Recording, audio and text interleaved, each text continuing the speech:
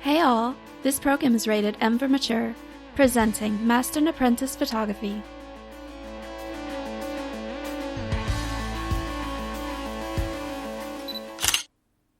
Hey everyone, Joe here with a quick note before you hear this week's episode. As you probably know, it's been a crazy week around the US and Canada, to the point where we almost didn't record an episode this week. But yesterday, I got a hold of Marlon and asked him if he wanted to sit down and have a quick chat about his experience photographing the protest in Montreal for a local paper and record it for this week's episode. It's really short and rougher than normal, but I got some good information from it and I hope you do also. Stay safe out there, and remember that now more than ever, it's important that we take our cameras and use it to tell somebody's story, even if it's not your own.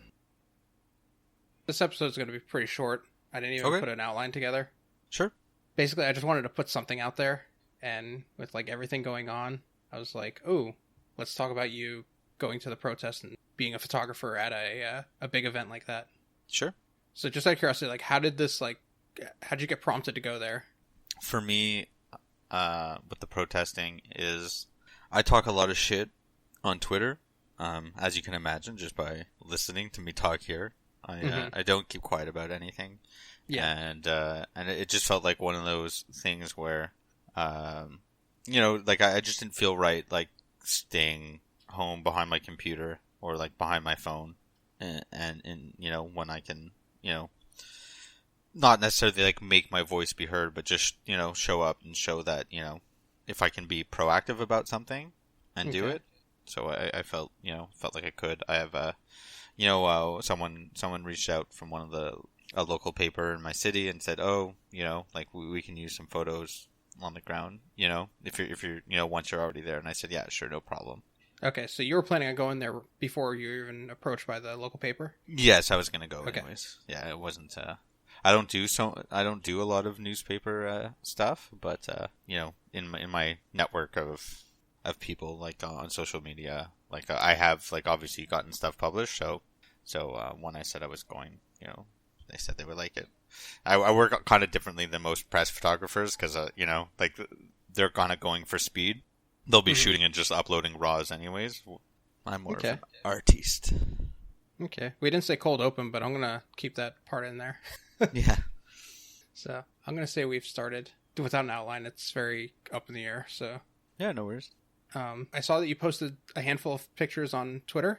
Yeah, on Twitter. Oh, I put them on my Instagram, but yes, I don't share a lot on Twitter just because I use my Twitter to swear in American. So yeah, I remember this now. Yeah, our original podcast idea. Yes, exactly. So you had taken a couple pictures, you uploaded them to social media. How many did you take, and like why did you select those? I think it was 5 or 6 of them. Mm-hmm. I put about 20 on Instagram. I'll give you the actual number. I was only there for an hour. I went and I listened, and because like there was like a riot, not a riot, but there was some incidents that broke out, and I was not there for that. But I just wanted to kind of go and listen to the speakers and everything. Mm-hmm. So actually, in that hour, I took 222 photos. Okay, wow.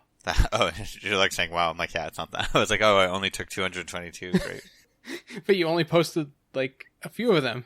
Right, exactly. Like, and even then I could have like whittled down, because you want to choose the most powerful images without diluting. Like, you don't want to have like, okay, like, random person with a sign 1, 2, 3, 4, 5, 6, 7, 8, and then, now is a great image. You want them all to be your most impactful images. Okay. That's an important part of growing as a photographer or any artist. It's not just like spamming every photo you take, but like consciously curating what you're showing to get the maximum impact.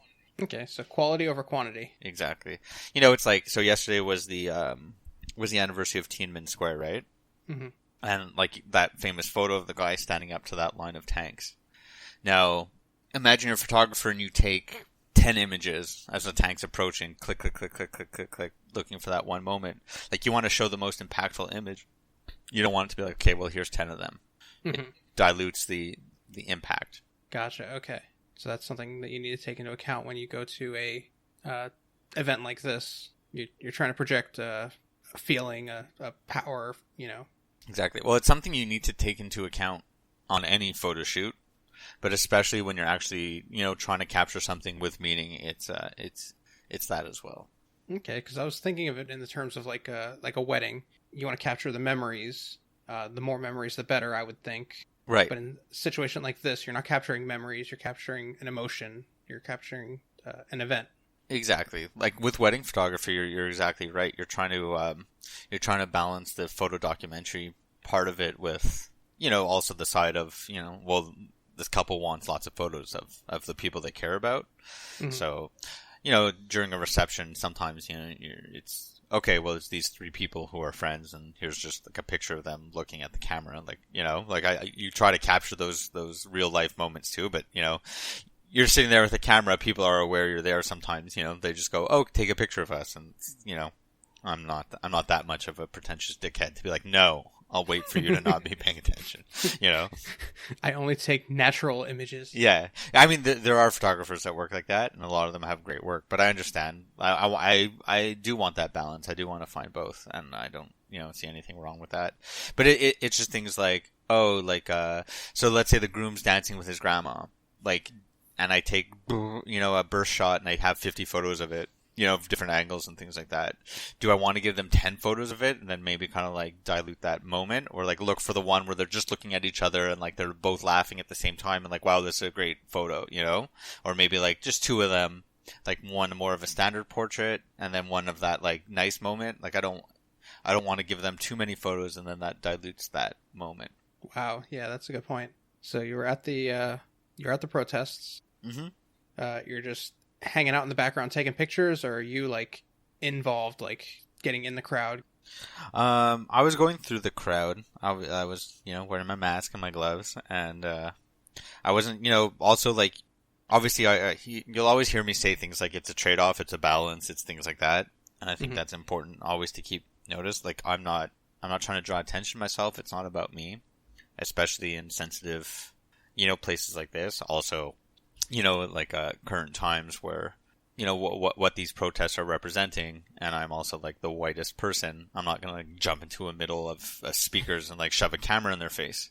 Yeah. So I was, and I was very conscientious this time of every person who I took a photo of. I asked them, I said, is it okay? If they were far away, I kind of pointed to my camera and just gave a thumbs up, asking, is it okay? And anyone who you see a picture of me, consented to having their photo taken, because I also don't want to use people as props. Yes, when you're being when you're there covering something for news or documentary, you have to just capture the moment. Mm-hmm. So I would capture it and then ask them is it okay? Do you mind if I use it? Not the wide shots of crowds or anything, but where I'm taking where I'm taking visible portraits of people. I wasn't just, mm-hmm. shoving a camera in their face. So, actually, and a lot of people reached out to me and asked for the photos. Really? Wow. Yeah. and I did get, one message on Facebook from another photographer who told me I shouldn't have gone. Really? Yeah. Interesting. Okay. I mean, you were there to document it. It wasn't a glamour thing.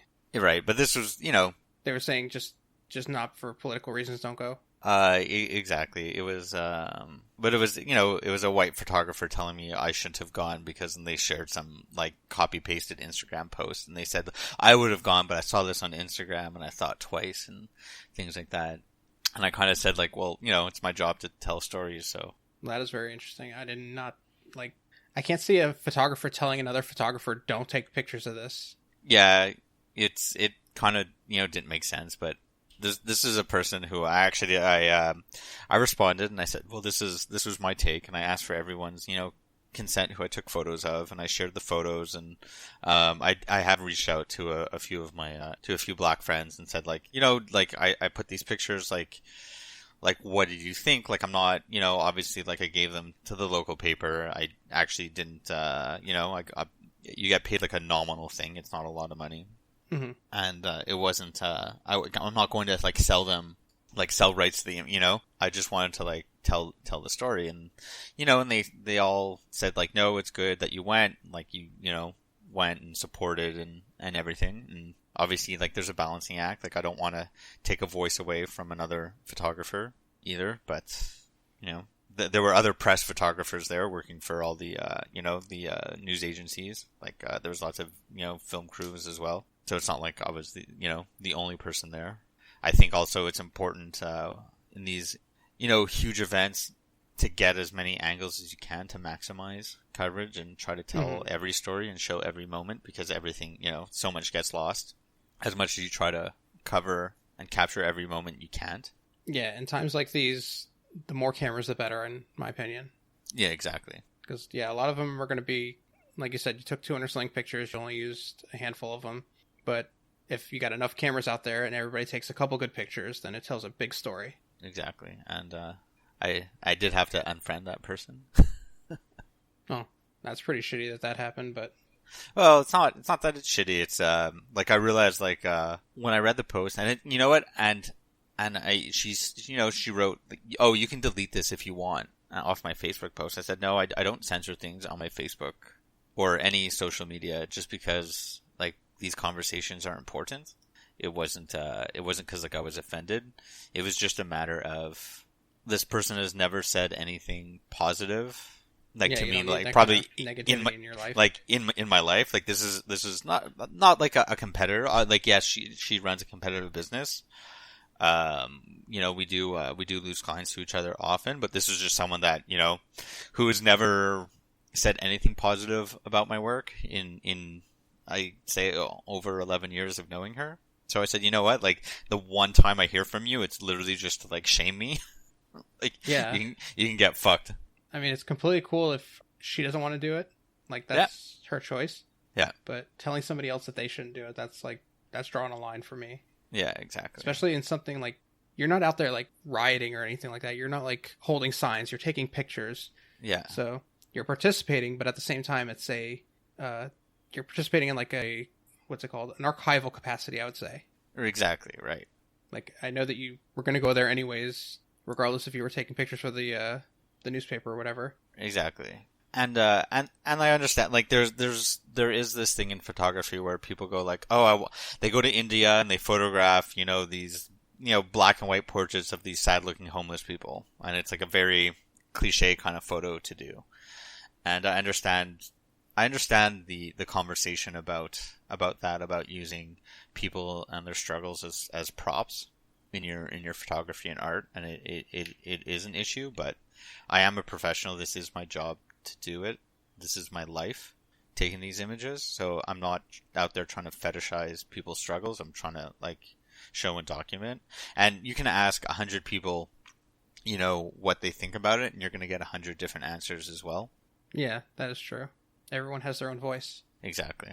So while you were there, you said you were asking people before you took their picture and whatnot. Were there any people that were... or after? Yeah. But were there any people that were like, "Hey, I don't want to be on camera"? No. But this was cool with it? Yeah, this was a demonstration. It wasn't people weren't going out to break windows or anything. That happened a few hours later. Yeah. I was just wondering if people had concerns of you using them as a prop type thing. Exactly. Well, I mean, no one did. No one even said no to me. Okay. I had about 10 of the people in the photos, actually, because I would say, oh, and if you want it, here's my card. I said, just message me and I'll send you the high-res images and do whatever you want with them. That is super cool. Yeah. You saw that photo of the three guys sitting on that awning with their fists up? They were so happy when I sent them the photo. Got reposted on Instagram and Facebook. Yeah, exactly. It got seen by 5,000 people. Nice. Yeah, not too bad. So yeah, I think that's the difference. Had your friend said, "Hey, you shouldn't go," and then you go there and everyone's like, "Hey, don't take my picture." Yeah, maybe they were right. But when absolutely zero people said, "No, don't take my picture," you have to be there at that point. That's the reason why you're there. Absolutely, and I think, and I especially think in these times, it is important to show solidarity and support. And even though, it can be corny, yesterday I did not post, I don't like to jump on trends so much. I didn't post a plain black square, which, was so divisive, but I think it's a sign that at least, now we're having discussions about what's the right thing to do. Whereas maybe a few years ago, it was, oh, do I even need to do anything? Should I do something? So I think, there's sort of something positive in that. Okay. Like we still have a long way to go in terms of these issues and, what's right and what's not. But I think it's pretty hopeful to see that, there was demonstrations in all 50 states and all across Canada as well. And that people are going out. People, want to be seen. Also, I'm trying to use my Instagram platform now. I want to, just to show that, like, I'm not just trying to, like, use this to, to promote myself, but I also want to try, looking for more minority photographers whose voices might not be as heard and try to amplify them as well, like alongside mine. Not that my platform's like that big, I don't have a huge social following, but, any little bit I can do helps, and I think everyone else should try to do the same. That is really cool. Yeah, I saw that you posted on Twitter you were looking to basically amplify, which is an excellent choice of words. I've found a few, and I think one day a week I'm just going to start sharing, some work that I like. But like, people are like, "Oh, you should follow this guy and show off his work," and I click on a name. The guy has 2.5 million followers. I'm like, yeah.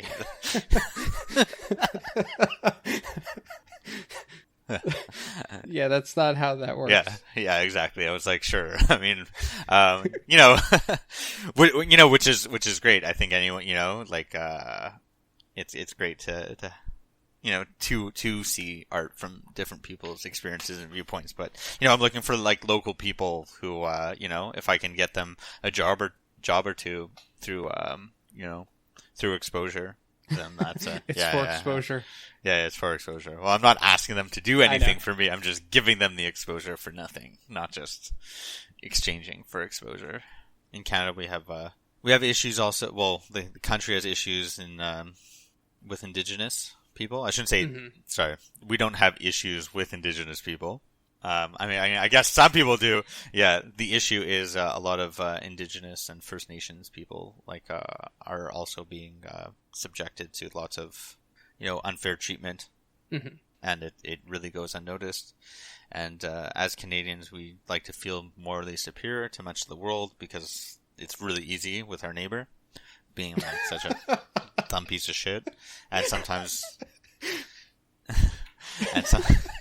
And sometimes we, we forget that we have our own issues here as well, and we also have to be better. Mm-hmm. It's like that. I'm not sure if you watched South Park, but there was a Kardashian episode a few years ago where they said how like society is collapsing just because like our bar is just, oh well, I'm not I'm not as ignorant as a Kardashian, therefore and people are just content at that. So that's the problem with Canada. We always point and go, well, we're not the U.S., but, It's such a low bar. Yeah, exactly. It's the lowest bar. Every day it's just getting more fucking ridiculous. I saw a tweet on Twitter prior to me turning off Twitter completely. Somebody said that Canadians feel like they're living in a apartment above a meth house now. Yeah, well, that's been for quite a while. But I guess now the meth house is on fire. Yeah, exactly. Yeah, literally. And figuratively. Yeah. Okay, well, I wanted to keep this kind of short. I think we covered a lot of stuff I had questions about. Yeah. We could probably go in more detail next time when I actually have an outline together and whatnot. Perfect. Do you have a deliberate tip for this week? Maybe something relating to shooting the protests that you had experienced? I think it's just, be mindful, with context, what you're doing. As a photographer, it's a very, when you're photographing people, you always have to be mindful that, the people in front of your lens are human beings, and it's not mm-hmm. the same thing as other forms of art where, yes, you work with people and you have reference photos, but you do not have the same personal connection in any other art form as you do in photography. It's that context matters, and obviously we all have our ways of working, but you have to be able to be flexible in changing your methods and ways. Like when I'm at a wedding, I presume you're at this wedding, there's a photographer, you're going to be photographed. Like I'm not asking for permission. Like if the event's happening, I'm taking pictures, and I'm not trying to make you look your best. I'm trying to capture the moment. You know, like if you're taking a shot and then like, oh, like I know if I see people, oh, okay, they're doing shots of tequila, someone's going to make a really sour face after they do that. And I always get those pictures and like, I love them. So like when I'm saying like, I'm not trying to make you look your best, like, yeah, I want that photo of the person cringing after a shot of tequila and they're my favorite photos. But, you know, also like, you know, if I'm out and I'm photographing a protest, I don't want to make, like, I don't want to make people feel uncomfortable. Mm-hmm. Like that's not my intention either. And then obviously, yes, if you're working and if your full-time job is working for a news organization, there is like people who are, you know, photo documentary, like 100% photo documentary, and they have a different set of rules where they're, you know, they treat real life exactly like how I would treat a wedding, where it's like their job isn't, they don't care if you feel uncomfortable or not, like they're there to cover and you know, and capture whatever they need to bring those stories, you know, to the world. And I think, you know, let's say I did get caught in the middle of a riot or something, and I wanted, you know, I felt like I really needed to show people what was going on. Yes, I think a lot of those rules go out the window. But, you know, in terms of just like at a peaceful demonstration, when I'm just trying to like show a story and make some impactful images, like it's also not my place as like literally the spitting image of a privileged white guy to, you know, to make people feel uncomfortable because of some, you know, sense of, you know, whatever, of pride, if you want to call it, because that's not really what I'm trying to do. You're trying to tell a story, but at the same time, you want to make sure that the story you're telling is what the person in front of the camera is trying to convey. Exactly. You're not trying to tell your story. Exactly. More of a collaboration. Okay, very cool. Okay. Well, I think that wraps it up for this episode. Great. Thanks for listening, everyone. All right. Have a great week. I'll see you. Yeah. We'll talk on Sunday. Well, all right. Peace out. Cold ending? Yeah. Okay. Thanks for listening to our podcast. I hope you learned something or got some good laughs out of it. Check us out at mandapod.com. MANDAPOD.com. Thanks again.